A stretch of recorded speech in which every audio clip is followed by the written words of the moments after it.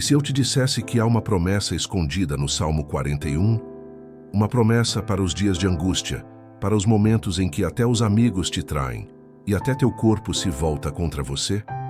Você está pronto para descobrir o que acontece com aqueles que escolhem a misericórdia, mesmo quando o mundo escolhe o desprezo?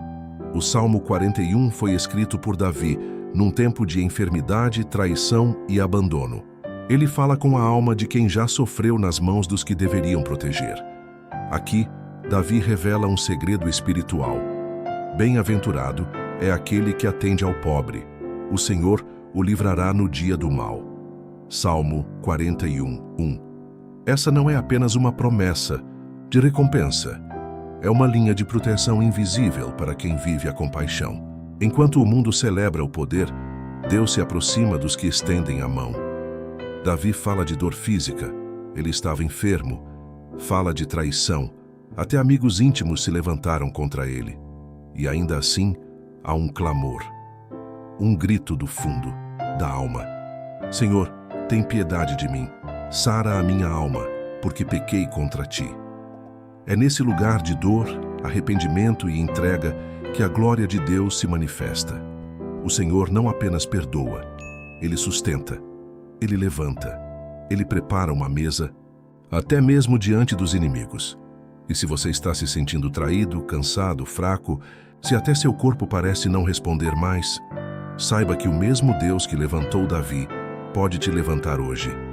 Senhor meu Deus, diante da dor que corrói o meu corpo e silencia a minha alma, eu clamo como Davi clamou nos dias da sua angústia. Tem misericórdia de mim, ó Altíssimo. Não porque eu mereça, mas porque o teu amor vai além do merecimento.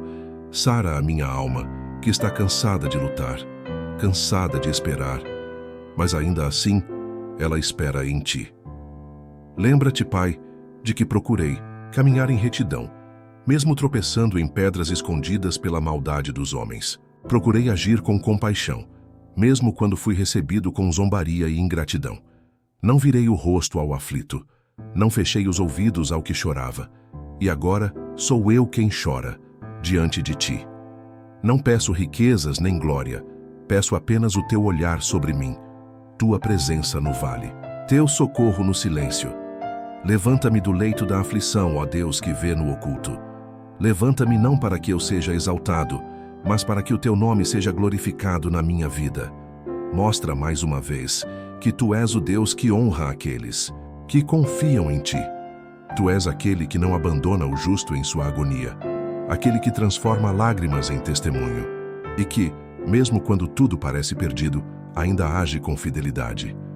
Eu confio, mesmo sem ver. Eu clamo, mesmo sem forças. E espero, mesmo no escuro, porque sei que tu és o Deus que visita os leitos, que cura os esquecidos e que exalta os quebrantados. Quando a dor deixa de ser apenas física e se transforma em um abismo silencioso dentro da alma, poucos têm coragem de encará-la de frente. O Salmo 41 é o retrato cru dessa descida. Não é um salmo de triunfo, mas de ruína. Não nasce do trono, mas do leito de enfermidade. Suas palavras têm o peso de um rei quebrado, de um homem que, mesmo ungido por Deus, se vê frágil, doente e traído. Davi, o grande guerreiro de Israel, escreve esse clamor em um momento em que a glória parecia distante e os aliados ausentes. O som da multidão celebrando foi substituído pelo sussurro venenoso dos que aguardavam sua queda. A linguagem hebraica, empregada por Davi nesse salmo, não é leve. Ela carrega o peso da humilhação e o desespero de alguém que já foi o mais forte entre os homens, mas agora depende do toque invisível de Deus para continuar respirando. Bem-aventurado o que atende ao pobre, ele escreve. Uma frase que, à primeira vista, parece desconexa diante da sua dor. Mas é justamente aí que mora a chave espiritual desse salmo. Davi entende que a compaixão não é apenas um gesto nobre, é uma linha direta com o trono de Deus.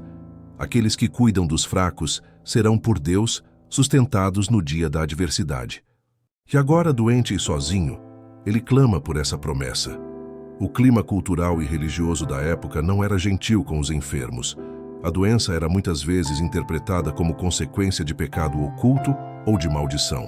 Assim, a dor física era apenas a ponta de um iceberg muito mais profundo. O isolamento, o julgamento, a perda da dignidade. Davi se vê cercado não apenas pela enfermidade, mas pela hipocrisia dos que fingem se importar. Os meus inimigos falam mal de mim, dizendo: quando morrerá ele e perecerá o seu nome? Há algo brutalmente humano nessa frase. A sensação de ser descartável, de que o mundo segue em frente, indiferente à dor de quem sofre. Pior do que os inimigos declarados são os falsos amigos. Até o homem da minha paz, em quem eu confiava, que comia do meu pão, levantou contra mim o seu calcanhar. Essa é uma facada que Davi não esperava. A traição de alguém íntimo. Um eco do Éden, onde também houve traição na mesa, e um prenúncio de outra traição que viria 1000 anos depois, na ceia com Jesus e Judas. Aqui, o Salmo 41 deixa de ser apenas um registro de sofrimento individual e se torna uma janela profética para o sacrifício do Messias. O Cristo, o justo, também seria traído por um amigo, também seria abandonado no momento de maior dor. A conexão é tão profunda que o próprio Jesus, em João 13, cita esse salmo para anunciar a traição de Judas. Assim, o que parece ser apenas a agonia de um rei se transforma na sombra do Calvário. Mesmo em meio à dor, Davi não se entrega ao desespero absoluto. Ele ora, e sua oração não é ornamental, é um grito de alma. Tem piedade de mim, Senhor, sara a minha alma, porque pequei contra ti. Aqui vemos um homem que não culpa o mundo nem se vitimiza. Ele encara a própria culpa com honestidade. Davi sabia que em sua história havia sangue, adultério, decisões impensadas. O peso do passado o alcançou, e agora ele se despe diante de Deus. Mas não há arrogância, não há desculpas, há arrependimento, há entrega. E isso é algo raro em líderes, reconhecer a queda sem justificativas. Ele não pede apenas cura do corpo, mas da alma, porque a alma enferma é mais perigosa que o corpo fraco. Essa oração de Davi, dita em meio ao abandono, se transforma em uma das mais sinceras demonstrações de fé e vulnerabilidade das Escrituras. Deus não responde de imediato. Não há alívio instantâneo. Mas há algo ainda mais poderoso: a presença. Tu, Senhor, me sustentarás no leito de enfermidade. Essa é a esperança que não morre, que mesmo sem cura visível, sabe que Deus está ali, sustentando, segurando, mantendo a alma viva até que a redenção se manifeste. Esse tipo de fé não nasce na bonança, nasce no abismo. No fim, quando Davi ergue os olhos em meio à dor, ele encontra consolo não nos homens, mas em Deus. Tu me sustentas na minha integridade e me pões diante da tua face para sempre. Essa não é apenas uma frase poética. É a declaração de alguém que, depois de tudo, ainda crê que será restaurado. E mais, que voltará a estar diante da face do Senhor. A maior recompensa de Davi não era a cura, nem a restauração do trono, era a presença de Deus. Estar diante da face divina era o ápice de tudo. E essa é a lição mais profunda que tiramos do Salmo 41. Os erros de Davi foram muitos. Ele pecou, enganou, matou. Mas ele nunca abandonou o arrependimento. Nunca deixou de buscar a face de Deus.